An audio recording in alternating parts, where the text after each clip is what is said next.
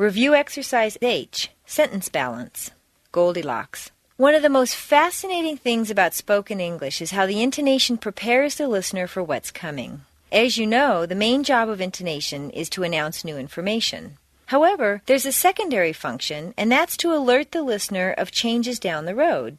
Certain shifts will be dictated for the sake of sentence balance. Set phrases and contrast don't change, but the intonation of a descriptive phrase will move from the second word to the first without changing the meaning. The stress change indicates that it's not the end of the sentence, but rather, there's more to come. This is why it's particularly important to speak in phrases instead of word by word.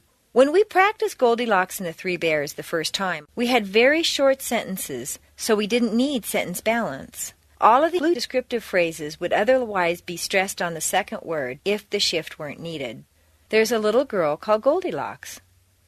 She's walking through a sunny forest and sees a small house.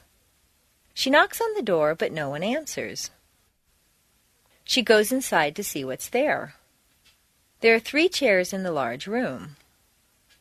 Goldilocks sits on the biggest chair. It's too high for her to sit on. She sits on the middle-sized one, but it's too low. She sits on the small chair, and it's just right. On the table, there are 3 bowls of porridge. She tries the first one, but it's too hot to swallow.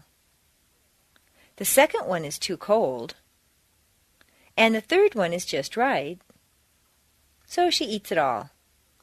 After that, she goes upstairs to look around. There are 3 beds in the bedroom. She sits down on the biggest one. It's too hard to sleep on.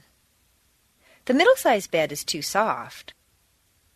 The little one is just right. So she lies down and falls asleep.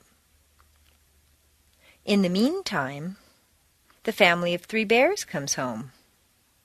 The papa bear, the mama bear, and the baby bear.